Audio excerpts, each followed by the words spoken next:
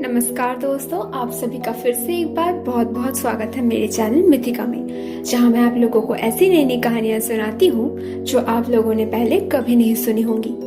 और आज मैं आप लोगों को सुनाने जा रही हूं जापान की 4 ऐसी लेजेंड्स जो आपके रोंगटे खड़े कर देंगे। कहानी इस विचार पर केंद्रित है कि एक शापित पॉपअप वीडियो किसी भी रैंडम इंसान के कंप्यूटर पर दिखाई देता है।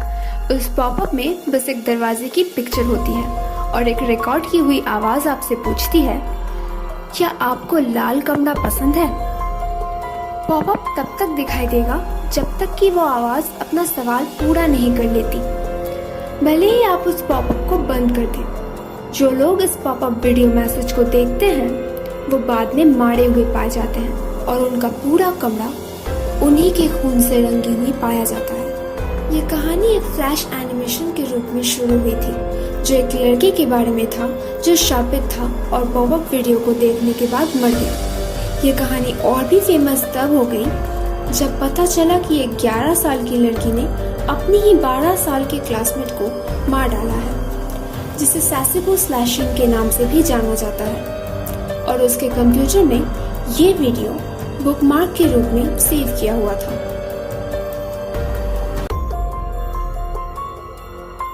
तेके तेके एक स्कूली छात्रा थी जिसका पैर रेल की पटरियों में फंस गया था। उसी वक्त एक ट्रेन आ रही थी जिसकी वजह से उसकी बॉडी 2 हिस्सों में कट गई और उसकी मौत हो गई। तब से उसकी आत्मा बदला लेने के लिए भटकती रहती है। वो अपने हाथ और कोहनी की मदद से रेंगते हुए अपने शरीर का बाकी आधा कटा हुआ हिस्सा घसीटते हुए चारों ओर घूमती रहती है। और रात को अगर वो किसी भी अकेले इंसान को देख ले तो उसे अपने कटार की मदद से 2 हिस्सों में काट डालती है। कभी कभी वो किसी गाड़ी या खिड़की के पीछे छुपी रहती है, जहाँ से उसके शरीर का बस आधा ही हिस्सा दिखाई देती है। और जब विक्टिम उसके पास आ जाए तो वो बाहर आ जाती है। उससे बचने का एक ही तरीका है, वो आपको पकड़ ले इससे पहले आप वहाँ से भाग जाओ। मगर ध्यान रहे, वो अपने हाथों की मदद से बहुत तेज भागती है।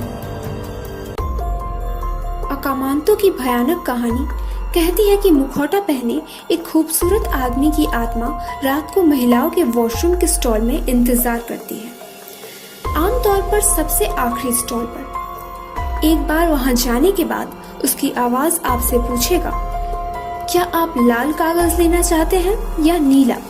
अगर आप लाल कहते हैं तो आपकी एक भयानक मौत हो जाएगी, और अगर आप नीले रंग का जवाब देते हैं तो वो आपका तब तक दम घोटता रहेगा जब तक आप नीले रंग के नहीं हो जाते और आपकी मौत नहीं हो जाती। अगर आप नॉर्मल से वाइट टिश्यू मांगते हैं तो टॉयलेट सीट के अंदर से 2 सफेद हाथ आकर आपको खींचकर सीधा नर्क ले जाती है। डरिए मत, इससे किसी भी तरह से बचने का एक तरीका ये है कि वो जो भी ऑफर दे आप उसे पोलाइटली मना कर दें। कुचिसाके ओन्ना की कहानी काफी विचलित कर देने वाली है। देखने में वो एक साधारण सी महिला लगती है जिन्होंने एक सर्जिकल मास्क पहना हुआ है, जैसे कि वो चाहती नहीं है कि उनकी बीमारी किसी दूसरे को लग जाए। रात को कोई अगर बाहर अकेले होता है, खास करके बच्चे, तो वो उनके सामने जाकर पूछती है, क्या मैं खूबसूरत हूँ? अगर आपका जवाब ना हुआ तो वो अपने साथ रखी हुई एक लंबी कैंची से आपको मार डालेगी। अगर आपका जवाब हाँ हुआ तो वो अपने मुंह से अपना मास्क हटा लेगी और आप देख पाओगे कि उसका मुंह एक कान से लेकर दूसरे कान तक कटी हुई है। और फिर वो आपसे पूछेगी, अब तुम्हारा क्या ख्याल है, क्या मैं अब भी खूबसूरत हूँ?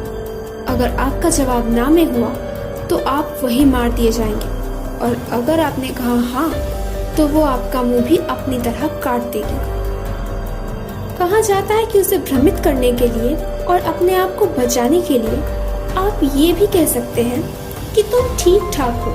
इससे वो सोच में पड़ जाएगी और आपको भागने का मौका मिल जाएगा। कहा जाता है कुचिसाके ओन्ना के पति ने उसे सजा देने के लिए उसका मुंह ऐसे काट दिया था जब उसे पता चला कि उसका किसी दूसरे पुरुष के साथ संबंध है और वो उसे धोखा दे रही है। और उसका मुंह काट देने के बाद उसने अपनी पत्नी से पूछा था, अब कौन सोचेगा कि तुम खूबसूरत हो। तो दोस्तों, कैसी लगी आप लोगों को आज की कहानी? अगर अच्छी लगे तो प्लीज इस वीडियो को लाइक कर दीजिए। नीचे कमेंट करके जरूर बताइएगा कि आप लोगों को कैसा लगा। प्लीज प्लीज प्लीज मेरे चैनल को सब्सक्राइब कर दीजिएगा और हाँ, अपने दोस्तों के साथ शेयर करना बिल्कुल मत भूलना।